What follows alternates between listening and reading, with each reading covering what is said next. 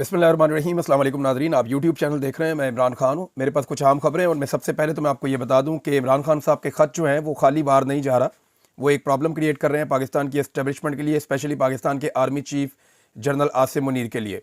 मामला ये है कि इमरान खान साहब ने जो ख़त लिखा है उससे एक परेशानी पैदा हो गई है कि इस सिलसिले को रोकें कैसे, और वो चाहते हैं कि इमरान खान साहब मज़ीद ख़त ना लिखें। लेकिन मेरी इन्फॉर्मेशन ये है कि इमरान खान साहब मज़ीद ख़त भी लिखेंगे अगर इन खतूत का सही जवाब ना आया तो, या इनका असर ना हुआ तो। इमीडिएटली जो चीज़ें हुई हैं, एक तो क्रैकडाउन बहुत तेज़ कर दिया गया पाकिस्तान तहरीक इंसाफ के ऊपर, और कल जो लोगों ने एहतजाज किया, यौम स्याह मनाया, उसके बाद लोगों के घरों के ऊपर छापे मारे जा रहे हैं, चादर और चार दीवारी का तकद्दुस पामाल किया जा रहा है। जो बड़े वाक़यात हुए हैं उनमें से कुछ मैं आपको रिपोर्ट करता हूँ। इवन 13 साल का बच्चा भी जो है वो गिरफ़्तार कर लिया गया।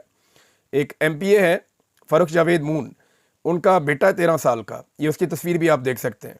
ये बच्चे को वहाँ से गिरफ़्तार कर लिया गया पाकिस्तान से, सिर्फ इसलिए कि इसके वालिद ने एक पुरअमन रैली क्यों निकाली अपने मुतालबात के हक़ में। दूसरी जानिब पुलिस बदतरीन छापे मार रही है, लोगों के घर तोड़ रही है। नदीम अब्बास बारा लाहौर से MPA, और उसके घर के अंदर पुलिस दीवारें फलांग के दाखिल हुई। फिर वो वीडियो भी मौजूद है जिस तरह उसे गिरफ़्तार किया अंदर से जाके। उसके 2 बेटों को भी गिरफ़्तार कर लिया। नदीम अब्बास बारा के अहमद चट्टा के घर के ऊपर जो रेड हुआ वो बड़ा खौफनाक था। वहाँ पे ख़वातीन के साथ बड़ी बदतमीज़ी की गई, उनकी बेटियों के साथ, घर की दीगर ख़वातीन के साथ। घर के दरवाजे जो हैं उनको काट दिया गया, घर का फर्नीचर जो है उसको तोड़ दिया गया। यहाँ पे और बहुत सारे स्टेटमेंट हैं, इनमें एक शौकत बसरा का स्टेटमेंट है। मैं आपको पढ़ के शौकत बसरा का स्टेटमेंट सुना देता हूँ, क्योंकि पाकिस्तान तहरीक इंसाफ के ऊपर एकदम एक क्रैकडाउन शुरू हो गया, और ये क्रैकडाउन 2 चीज़ों के साथ जोड़ कर देखा जा रहा है। एक तो बड़े लंबे अरसे के बाद तहरीक इंसाफ पूरी ताकत से सामने आई है, बाहर निकली है, तो वो बर्दाश्त के काबिल नहीं है पाकिस्तान की एस्टेब्लिशमेंट के लिए और पाकिस्तान की हुकूमत के लिए। जाली हुकूमत को लेने के देने पड़ गए। वो ये सोच रही है कि अभी भी पाकिस्तान तहरीक इंसाफ में इतना दम है। यानी एक बात तो इन्हें इस सारे खेल में समझ आ गई है, कल के दिन में तमाम इदारों को कान हो गए हैं कि पाकिस्तानी आज भी कैदी नंबर 804 के साथ खड़े हैं, और पाकिस्तान पूरी ताकत से इमरान खान के साथ जैसे पहले खड़ा था वैसे ही खड़ा है, और अब तक कोई फार्मूला, कोई भी तरकीब वो कारामद साबित नहीं हुई है। और बदस्तूर लोग इमरान खान के साथ खड़े हैं। गोलियां चलाकर देख ली, यानी गोलियां चलाने के बाद इन्होंने कहा था कमर टूट गई पाकिस्तान तहरीक इंसाफ की, लेकिन ऐसा हुआ नहीं। बज़ाहिर जो नज़र आ रहा है ग्राउंड के ऊपर वो ये है कि लोग पहले से ज़्यादा शिद्दत के साथ इमरान खान के साथ खड़े हैं, और ये आने वाले दिनों में मोमेंटम बढ़ेगा, क्योंकि जब भी एक तहरीक का नया फेज़ आता है तो उसका मोमेंटम आहिस्ता आहिस्ता गेन करता है। जैसे ये दूसरा, तीसरा, चौथा, 5वां इवेंट होगा तो छठे 7वें इवेंट तक आप देखेंगे कि लोग खुद ब खुद निकलना शुरू हो जाएंगे, और बहुत बड़ी तादाद बढ़ती चली जाएगी। और इस वक्त बाद जुनैद अकबर ने खैबर पख्तूनख्वा की जो जिम्मेदारी उठाई है, वो सिर्फ इससे खुश नहीं हो रहे कि लोग बहुत बड़ी तादाद में निकले, वो अब अकाउंटेबिलिटी भी कर रहे हैं कि किसने क्या फैसिलिटेट किया लोगों को, और कौन से MNA ने और MPA ने कितना जोर लगाया। तो ये अकाउंटेबिलिटी पहली मरतबा हो रही है कामयाब जलसे के बावजूद। अहमद चट्टा साहब का घर तोड़ दिया, मैंने आपको बताया। शौकत बसरा साहब का स्टेटमेंट देख लें, वो ये कह रहे हैं कि मैं अल्लाह को गवाह बनाकर कहता हूँ, हलफ लेकर कह रहे हैं वो ये कहते हैं कि इमरान खान को 500 दिन से ज़्यादा झूठे मुकदमात में जो जेल में बंद किया हुआ है, 2 साल से पार्टी कारकुनान पर जो जुल्म हो रहा है, और जो इलेक्शन पर डाका डाला गया है वो ISI और फौजी क़यादत ने करवाया है, वरना फार्म 47 के नमूनों और मस्करों की क्या औकात है। ये बात ठीक है, देखिए पॉलिटिकल लोगों में इतनी सख्त होती नहीं है, इतने तगड़े नहीं होते। मैंने 2023 में जो प्रेस क्लब में तकरीर की थी वहाँ इस्लामाबाद में, उसमें मैंने कहा था कि पहचानिए आपको एस्टेब्लिशमेंट मार रही है, हम सहाफ़ियों को ये सियासतदान नहीं मार सकते, ये इस काबिल नहीं है। ये तो बेचारे डरते रहते हैं, अपनी खबरों के लिए हमारे पीछे पीछे भागते रहते हैं। तो सियासतदानों की इतनी औकात नहीं होती है, हमें एस्टेब्लिशमेंट मारती है। हाँ, सियासतदान उनकी सहूलतकारी करते हैं, और ये सिलसिला कोई अब से जारी नहीं है, बहुत पुराना जारी है सियासतदानों का सहूलतकारी का, हर दौर में ये होता रहा है। लेकिन अभी जो है वो बड़ी बेशर्मी के साथ सहूलतकारी कर रहे हैं, और सियासतदानों को इसकी कीमत चुकानी पड़ेगी। उसकी वजह यह है कि एस्टेब्लिशमेंट ने तो इलेक्शन लड़ना नहीं है, वो तो एक आर्मी चीफ है, चेंज होकर दूसरा आ जाएगा, वो चेंज होकर तीसरा आ जाएगा, DG ISI वो तब्दील हो जाएगा, कोई और आ जाएगा। किसी को डिपार्टमेंटल सजा हो भी गई तो जनरल फैद है, लोगों का क्या लेना देना उससे, जनरल फैद अंदर है ना, किसी को कोई फिक्र ही नहीं है। तो मामला ये है, इनके साथ अच्छा हो बुरा हो इससे कोई लेना देना नहीं होता कौम का, कौम के पास जाना पड़ता है बेचारों को, सियासतदानों को। तो ये सियासतदानों के मुंह पे जो कालक मली जा रही है ना, इनको इसकी कीमत चुकानी पड़ेगी। लेकिन जिस दिन एस्टेब्लिशमेंट ने कीमत चुकाई उस दिन पाकिस्तान का बड़ा भला हो जाएगा। पुलिस वालों ने ना सिर्फ गिरफ्तारियां की हैं बल्कि जो लोग हैं उनके ऊपर टॉर्चर भी किया है। ऐसी कुछ तस्वीरें हैं वो हमाद अदर साहब ने भी शेयर की है। उन्होंने दिखाया, बताया कि कैसे पुलिस टॉर्चर कर रही है कारकुनों के ऊपर, लीडरों के ऊपर तशद्दुद किया। जो MNA के कैंडिडेट थे, जो एक्चुअली इलेक्शन जीते थे फार्म 45 के मुताबिक, उन लोगों पे भी टॉर्चर किया गया है। آپ حماد اظہر کے اگر ٹویٹر پہ جائیں تو انہوں نے بہت ساری انفارمیشن شیئر کی ہے، اور پنجاب میں جتنا ظلم اور بربریت ہو رہی ہے کل رات سے لے کے اب تک، یہ دو وجوہات بتائی جا رہی ہیں۔ ایک تو لوگ نکل کیسے آئے پنجاب میں، پوری کوشش کی گئی اور پولیس کو بار بار اتنا سکرو کیا گیا کہ پولیس اب بدلہ لے رہی ہے۔ ایک تو مریم نواز کی وجہ سے یہ ہو رہا ہے، دوسرا جو عمران خان صاحب آرمی چیف کو خطوط لکھ رہے ہیں اس کی وجہ سے ایک بڑی فرسٹریشن بڑھ گئی ہے اور پریشانی میں اضافہ ہوتا چلا جا رہا ہے۔ لیکن یہ فسطائیت ان کے گلے پڑے گی، وہ کیسے، وہ میں آپ کو آگے چل کے بتاتا ہوں۔ وزیر آباد میں ناظرین ایک پورا گاؤں ہے، اس کا پورا ایک محلہ اس کے اوپر اٹیک ہو گیا، اور آپ حیران ہو جائیں گے جو انہوں نے وہاں پہ حرکتیں کی ہیں۔ یعنی یہ کوٹ جان بخش کا ایک علاقہ ہے، وہاں تحریک انصاف کی ریلی کے باعث پورا محلہ زیر عتاب آ گیا۔ یہ میں آپ کو وزیر آباد کا بتا رہا ہوں، پھر حافظ آباد میں بھی ایسے ہی ہوا، پورا ایک گاؤں ہے اس کے اوپر اٹیک کر دیا، لوگوں کے گھر توڑ دیے، بہت سارے لوگوں کو اغوا کر لیا، اٹھا لیا، گرفتار کر کے لے گئے۔ تو انہیں کوئی سمجھ نہیں آ رہی کہ انہوں نے کرنا کیا ہے، پورے گاؤں پہ، پورے محلے پہ اٹیک کر رہی ہے پولیس جا کر، اور نہ صرف وہ اٹیک کر رہے ہیں بلکہ وہاں سے لوگوں کو اٹھا کر لے کر جا رہے ہیں، ان کی چیزیں توڑ رہے ہیں، غریبوں کے گھروں میں داخل ہو کے ان کے دروازے، ان کی کھڑکیاں، ان کے گھر کا سامان توڑ رہے ہیں۔ یہ پولیس ہے یا کوئی کسی اور ملک نے حملہ کر دیا پاکستان کے اوپر یا پاکستان کے شہریوں کے اوپر؟ اپنے ملک میں تو ایسا نہیں ہوتا، یہ تو مقبوضہ علاقے میں یہ کام ہوتا ہے کہ لوگوں کو اتنا دباؤ کہ وہ بیڑا غرق ہو جائے ان کا۔ لیکن یہاں پہ آپ لوگوں کو ایسے دبا رہے ہیں تو اس ملک میں کون انویسٹمنٹ کرے گا، یا کون اس ملک کے اندر رہنا چاہے گا، یا یہاں پہ اپنے مستقبل کو محفوظ دیکھے گا؟ یہ مناظر پوری دنیا دیکھ رہی ہے، اس کا ریئیکشن بھی آئے گا۔ بہرحال یہاں پہ جو کچھ ہوا اس میں ایک خاتون جو ہے ان کا انتقال بھی ہو گیا، ارشاد بیگم نامی خاتون تھیں، انہوں نے اپنے پوتے اور نواسے مجاہد عبداللہ اور ثناء اللہ کے چھاپے کے دوران، پکڑے جانے کے دوران، انہیں وہ کیونکہ وہ بار بار منع کر رہی تھی، انہیں ہارٹ اٹیک آ گیا اور وہ انتقال کر گئیں۔ تو ارشاد بیگم نامی خاتون کا انتقال بھی ہو گیا۔ وہاں پہ اہل علاقہ بیچارے وہ بڑے سراپا احتجاج ہیں، لیکن 2 درجن سے زیادہ لوگوں کو حراست میں لیا گیا ہے، اور جو لوگوں نے اپنی مدد آپ کے تحت ایک ایمبولینس رکھی ہوئی تھی اس کو بھی توڑ دیا گیا۔ اب ایمبولینس کا کیا قصور ہے بیچاری کا؟ ایمبولینس تو جنگ کے دوران بھی آپ ایمبولینس پہ اٹیک نہیں کرتے، اسپتال پہ اٹیک نہیں کرتے۔ پاکستان کی ملٹری اسٹیبلشمنٹ کو ہوش کے ناخن لینے چاہیے، یہ کیا کر رہے ہیں پاکستان میں آپ؟ تو میں واپس چاہتا ہوں کہ یہ ظلم اور بربریت تو جاری ہے، اور اس کا جواب آج نہیں تو کل کسی نہ کسی کو دینا پڑے گا۔ یہ NA-77 سے جو MNA ہیں طارق محمود صاحب، ان کا بھی سٹیٹمنٹ ہے، وہ میں آپ کے سامنے رکھ دیتا ہوں ان کا سٹیٹمنٹ کہ وہ کیا کہہ رہے ہیں، کیونکہ ان کے ساتھ بھی بڑی زیادتی ہوئی ہے، ان کے اوپر بھی اٹیک ہوا ہے۔ طارق محمود صاحب کہہ رہے ہیں جی میرے گھر کو ایک دفعہ پھر پنجاب پولیس نے توڑا اور لوٹ مار کی ہے، میرے گھر پر پولیس نے قبضہ کر لیا ہے، پولیس دروازے کاٹ کر گھر میں داخل ہوئی ہے اور سامان لوٹ کر لے گئے ہیں۔ یہ میاں طارق محمود ہیں، ممبر قومی اسمبلی NA-77 سے۔ تو جتنے باقی MNA ہیں ان کے لیے ڈوب مرنے کا مقام ہے کہ کانسٹیبل آتے ہیں، دروازے توڑتے ہیں، ممبر قومی اسمبلی کے گھر میں گھستے ہیں اور جو مرضی کرتے ہیں، اور اسپیکر قومی اسمبلی یا ڈپٹی اسپیکر قومی اسمبلی یا جتنے بھی وہاں پہ MNAs ہیں وہ سارے کچھ بھی نہیں کر سکتے۔ انہیں صرف تنخواہیں اور مراعات چاہیے، اور انہوں نے ان کے ہاتھوں میں پالش کا برش پکڑایا ہوا ہے اور یہ سارے کے سارے پالش پہ لگے ہوئے ہیں۔ یعنی آج اس اپوزیشن کو مار پڑ رہی ہے، کل ان کو بھی مار پڑے گی۔ یہ کوئی وقت ایک جیسا ہمیشہ رہنا نہیں ہے۔ ہم کل بھی میڈیا والے آواز اٹھا رہے ہوں گے جب دوسری طرف کو مار پڑے گی، لیکن سوچنا یہ ہے کہ جو لوگ آج انجوائے کر رہے ہیں دوسروں کو مار پڑتے ہوئے دیکھ کر، کیا ان کو جب مار پڑے گی تو کیا سب کو آواز اٹھانی چاہیے؟ یہ بھی ایک بڑا اہم سوال ہے۔ لیکن انہوں نے زیادتی اور ظلم کی کسر کوئی نہیں چھوڑی۔ اچھا جی، عمران خان صاحب کے خط کو لے کر جو بے چینی ہے وہ اس لیے ہے کہ سارا کا سارا فوکس جو ہے اور الزام جو ہے وہ ملٹری اسٹیبلشمنٹ کی طرف آ رہا ہے۔ خاص طور پہ عاصم منیر صاحب جو chief of the army staff ہیں، ان کے اوپر یہ الزام چلا جاتا ہے کہ عمران خان صاحب خط کے اندر ان کی طرف انگلیاں اٹھاتے ہیں کہ جی آپ کا ادارہ، آپ کی ایجنسیاں، آپ کے لوگ، آپ کا کرنل، تو آپ لوگ یہ کر رہے ہیں۔ تو عاصم منیر صاحب کے اوپر اس کے معاملے میں دباؤ بڑھ رہا ہے، اور اگر آپ دیکھیں تو یہ جو کچھ بھی پاکستان میں ہوا اس کا الٹیمیٹ بینیفیشری کون ہے؟ 2 طرح کے لوگ ہیں نا۔ ایک تو یہ روایتی سیاسی خاندان ہے، جس میں آپ لے لیں نواز شریف کو، شہباز شریف کو، مریم نواز کو یا بلاول زرداری کو۔ ایک جناب وہ بن گیا، صوبائی میں حکومت لے لی، ایک نے ایک صوبے میں لے لی، ایک نے دوسرے صوبے میں حکومت لے لی، ایک نے بلوچستان میں بھی حکومت لے لی، ایک صدر بن گیا، ایک وزیر اعظم بن گیا، ایک وزیر اعلیٰ بن گئی۔ تو یہ اس کے بینیفیشری ہیں، اور ساتھ میں نہ صرف انہوں نے حکومتیں لی ہیں بلکہ حکومتیں لینے کے علاوہ انہوں نے جو ہے وہ اپنے کیسز بھی ختم کروائے ہیں۔ انہوں نے NRO-2 کے مدد سے اپنی جان بھی بچائی ہے۔ اور ایک بینیفیشری اس میں اگر دیکھیں تو اسٹیبلشمنٹ میں عاصم منیر صاحب ہیں، کیونکہ یہ جو 26ویں آئینی ترمیم ہوئی اس کے نتیجے میں انہیں ایک قانون کے بعد ایک ایکسٹینشن مل گئی ہے، یعنی ان کی مدت ملازمت 3 سال کے بجائے 5 سال ہو گئی ہے۔ تو وہ اب 2029-27 تک موجودہ قانون کے مطابق وہ آرمی چیف رہ سکتے ہیں، اگر یہ نظام ایسے ہی چلتا رہا اور کوئی تبدیلی نہ آئی تو یہ وہ بھی اس کے بینیفیشری ہیں۔ تو ساری انگلیاں جو ہیں وہ ان کی طرف اٹھ جاتی ہیں عمران خان صاحب کے خط لکھنے کے بعد۔ اب عمران خان صاحب کے خط سے جو ہے وہ پرابلم پیش آ رہی ہے، اور اس کو اب روکنا کیسے ہے یہ کوشش کی جا رہی ہے، دباؤ بھی بڑھایا جا رہا ہے، اور کچھ اطلاعات کے مطابق عمران خان صاحب کو دوبارہ سے انگیج کرنے کا بھی فیصلہ ہوا ہے۔ اچھا، انگیجمنٹ کے فیصلے کے پیچھے ایک بہت بڑا فیکٹر ہے۔ جنید سلیم صاحب سینئر صحافی ہیں، انہوں نے بھی اس کے اوپر اس نقطے پہ روشنی ڈالی ہے۔ میں پہلے آپ کو بتاتا بھی رہا ہوں کہ اوورسیز جو امریکنز ہیں وہ اس میں کوشش کر رہے ہیں، اور وہ بائنڈنگ ریزولوشن ہے۔ جس چیز سے اس وقت پاکستان کی گورنمنٹ سب سے زیادہ ڈری ہوئی ہے نا، وہ امریکہ میں آنے والی بائنڈنگ ریزولوشن ہے۔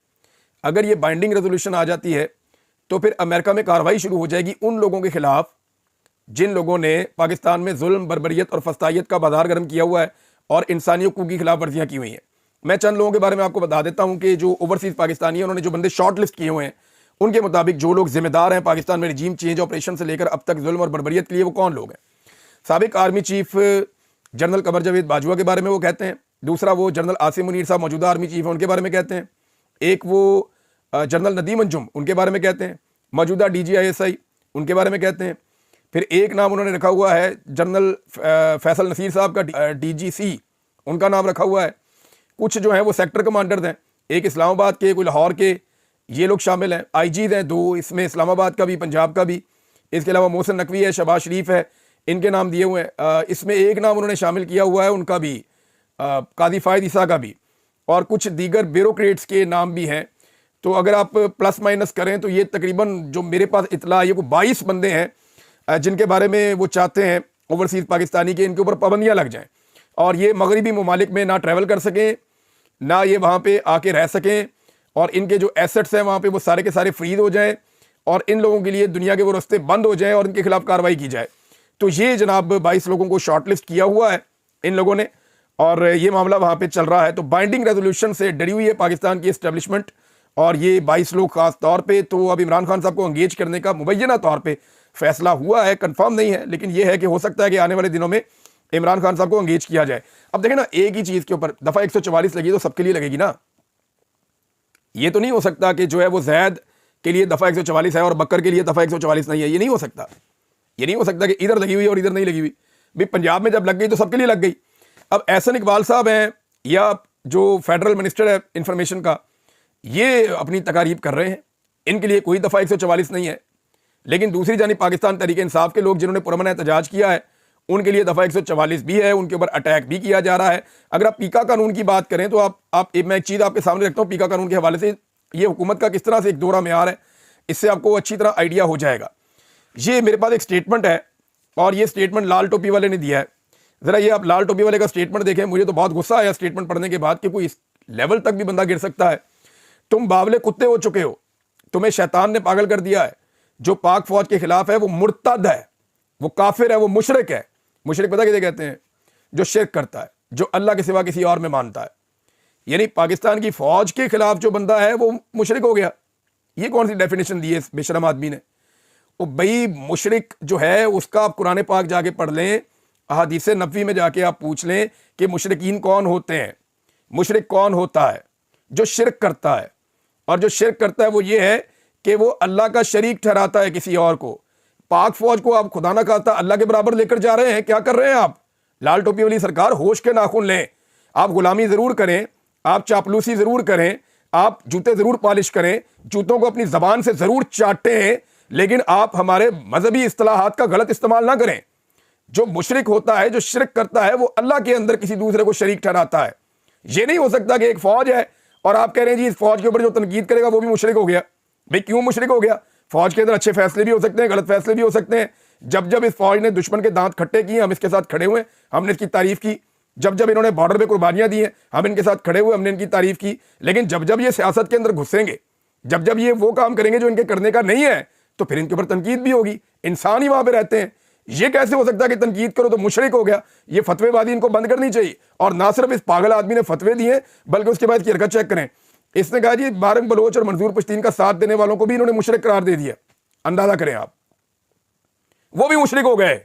یار وہ بیچارے نماز بھی پڑھتے ہیں، وہ روزہ بھی رکھتے ہیں، وہ اللہ کا نام بھی لیتے ہیں۔ ہو سکتا ہے کہ اللہ کے نزدیک وہ آپ سے بہتر مسلمان ہو، تو آپ ان کو مشرک قرار دے دیں گے ایسے ہی اٹھ کے، صرف اور صرف تلوے چاٹنے کے لیے، بوٹ پالش کرنے کے لیے۔ دس از ناٹ ایکسیپٹیبل۔ یہ نہ کسی اخلاقی نقطہ نظر سے نہ مذہبی نقطہ نظر سے یہ ایکسیپٹیبل نہیں ہے. وہ کہہ رہے ہیں جی ہاتھ اور پاؤں کاٹ دیے جائیں ان لوگوں کے, گردنیں کاٹ دی جائیں ان لوگوں کے, تلواریں نکالنے کی باتیں کر رہا ہے. سب سے پہلے پاکستان میں پیکا آرڈیننس کے تحت اگر کسی بندے پہ مقدمہ ہونا چاہیے نا, اس لال ٹوپی والے پہ مقدمہ کر کے اس کو جیل میں ڈال کے اس کو 10 سال اس کو اندر رکھیں. یہ فتنہ اس کو باہر نہیں نکالنا چاہیے. یہ کہہ رہا ہے لوگوں کو, یہ پہلے بھی کہتا تھا چوکوں میں ٹانگ دو سب کو. یہ ایک دور تھا جب پاک فوج کو پسند نہیں آتے تھے زرداری اور نواز شریف, تو یہ کہتا تھا ان کو چوکوں میں لٹکاؤ, ان کو کھمبوں کے ساتھ لٹکاؤ, ان کو سزائیں دو, 10,000 بندے کی گردن لمبی کر دو, ان کو لٹکا دو, ان کو مار دو. آج کل فوج کو عمران خان پسند نہیں ہے تو یہ کہتا ہے وہ مشرک ہو گیا. یہ پورے اسلام کا نفاذ کر دیتا ہے اس کے خلاف جو فوج کے خلاف ہو جائے یا فوج جس کے خلاف ہو جائے. یعنی یہ کس طرح ہو سکتا ہے؟ یعنی یہ مذہب کا پورا کارڈ لے کے چڑھ جاتا ہے اس کے اوپر. یہ زیادتی ہے, یہ ظلم ہے. یہ وظیفہ خور آدمی جو ہے یہ انسانی جانوں کے ساتھ کھیل رہا ہے, اور اس سلسلے کو ریاست پاکستان کو روکنا چاہیے, اس ظلم کو بند کرنا چاہیے. یہ غلط ہے. ایک اور خط ہے ناظرین, اور یہ خط لکھا ہے علی ظفر صاحب نے, اور انہوں نے بھی کہا چیف جسٹس کو کہ جوڈیشل کمیشن کا اجلاس جو ہے اس کو ملتوی کر دیا جائے. یہ اجلاس نہیں ہونا چاہیے, اور کیونکہ ججز کی جو سینیورٹی کا معاملہ ہے پہلے اس کو طے کیا جائے. پھر 26ویں آئینی ترمیم کا معاملہ سپریم کورٹ آف پاکستان میں ہے, تو پہلے یہ معاملہ طے کیے جائیں, پھر جوڈیشل کمیشن کا اجلاس بلایا جائے. جو اجلاس ہی متنازع ہے, متنازع آئینی ترمیم کے نتیجے میں ہے, تو وہ درست فیصلے کیا کرے گا؟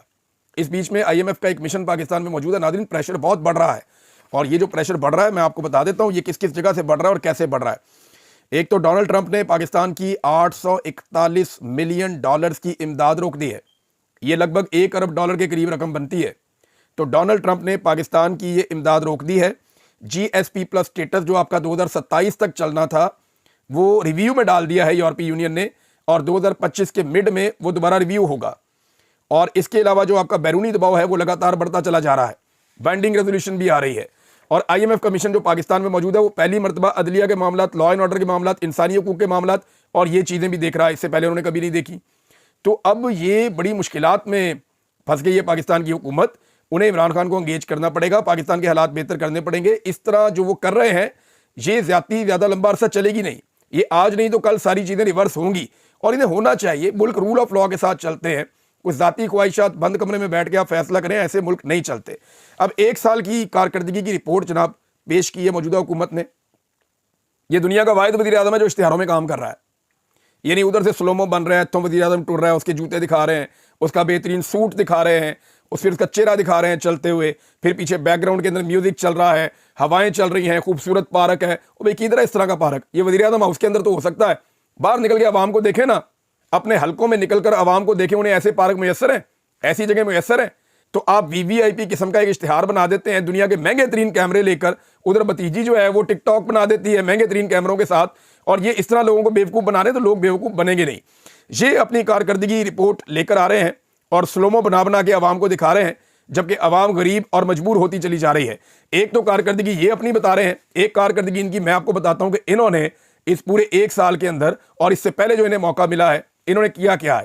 انہوں نے پاکستان میں بدترین مہنگائی پیدا کی ہے. مہنگائی میں کئی گنا اضافہ کیا ہے. کسی ایک چیز کا نام لیں جو سستی ہوئی ہو, تو انسانی جان کے علاوہ کوئی چیز سستی نہیں ہوئی. پاکستان میں انہوں نے مہنگائی بڑھائی ہے. نمبر 2, سرمایہ کاری میں ریکارڈ کمی ہوئی ہے ان کے اس دور حکومت میں. نمبر 3, لا اینڈ آرڈر کی صورتحال جو پہلے بہتر ہو گئی تھی وہ بدترین ہو گئی ہے ان کے دور حکومت میں. نمبر 4, جو دہشت گرد ہیں جو پاکستان سے چلے گئے تھے ان کو واپس لا کر بسایا گیا ان کے دور حکومت میں. نمبر 5, برین ڈرین پاکستان کا ہو رہا ہے, نوجوان پاکستان کو چھوڑ کر جا رہے ہیں. 18 لاکھ نوجوان ابھی نکل گئے ان کے دور حکومت میں. سرمایہ پاکستان سے بیرون ملک منتقل ہو رہا ہے ان کے دور حکومت میں. نمبر 7, انسانی حقوق کی خراب ترین صورتحال ہے, پوری دنیا اس کے اوپر آواز اٹھا رہی ہے ان کے دور حکومت میں. نمبر 7, میڈیا پر پابندیاں لگ رہی ہیں ان کے دور حکومت میں. نمبر 8 ہے یہ, میڈیا پہ بدترین پابندیاں انہوں نے لگائی ہیں. ایون میڈیا والوں کو اٹھایا, ان کو گرفتار کیا, ان پہ مقدمات درج کیے. نمبر 9, کرپشن کے ریکارڈ ٹوٹ رہے ہیں. جو کرپشن انہوں نے کی کسی ایک کے اوپر بھی کیس نہ بن رہا ہے نہ چلا رہے ہیں. نمبر 10, عدلیہ پر مکمل کنٹرول حاصل کر لیا ہے اور پاکستان کی اسٹیبلشمنٹ عدلیہ کو کٹ پتلی بنا کر چلانا چاہتی ہے. نمبر 11, NRO 2 مکمل ہو گیا ہے. انہوں نے اپنے وہ تمام کیسز جن میں ان سے پیسہ ریکور ہونا تھا وہ تمام کیسز ملی بھگت کر کے اسٹیبلشمنٹ کی مدد سے اور عدلیہ کے اندر گیم ڈال کے اپنے مقدمات ختم کروا لیے ہیں. نیکسٹ یہ ہے کہ خواتین اور بچوں پر اور اقلیتوں کے اوپر پاکستان میں ظلم نہیں رک رہا. اگلا ظلم یہ ہوا ہے کہ فوجی عدالتوں میں سویلین کا ٹرائل ہوا ہے. یہ پوری دنیا کے اندر نفرت انگیز چیز ہے. لوگ اس کو حیرت سے دیکھ رہے ہیں کہ اس دور میں بھی پاکستان کی ملٹری کورٹس کے اندر پاکستان کے سویلینز کا ٹرائل کیا جا رہا ہے، اور جس انداز میں وہ ٹرائل ہوا اس کی شفافیت کے اوپر بھی انگلیاں اٹھ رہی ہیں۔ جبری گمشدگیاں پاکستان میں ابھی تک نہیں رک رہی، اور یہ اس حکومت کا ایک بڑا کارنامہ ہے۔ ٹرانس نیشنل ریپریشن، یعنی جو اوورسیز پاکستانی آواز اٹھاتے ہیں، ان کے جو پاکستان میں رہنے والے رشتہ دار ہیں یا فیملی ہے یا ان کی پراپرٹی ہے، وہاں انہیں پریشان کیا جاتا ہے، تو یہ بھی ایک بڑا ایشو ہے۔ کاروبار کی مکمل تباہی پاکستان میں ہو چکی ہے، کاروباری لوگ پاکستان کو چھوڑ کر جا رہے ہیں، عوام کا حکومت کے اوپر سے اعتماد بالکل ختم ہو گیا ہے، نوجوانوں میں بدترین مایوسی پھیلی ہے، فوج اور عوام کے درمیان فاصلے بڑھ گئے ہیں۔ یہ ہے اس حکومت کے کارناموں کی ایک چھوٹی سی لسٹ۔ میں آپ کو بڑی تفصیل کے ساتھ مزید چیزیں بتا سکتا ہوں، لیکن یہ ایک چھوٹی سی لسٹ آپ کو بتا دے گی کہ پاکستان میں معاملات کہاں تک چل رہے ہیں، اور چیزیں بھی یہ شیئر کرنے کے لیے اگلے ویلاگ میں آپ کو بتاتا ہوں۔ اب تک کے لیے اتنے، اپنا خیال رکھیے گا، اپنے اس چینل کا بھی۔ اللہ حافظ۔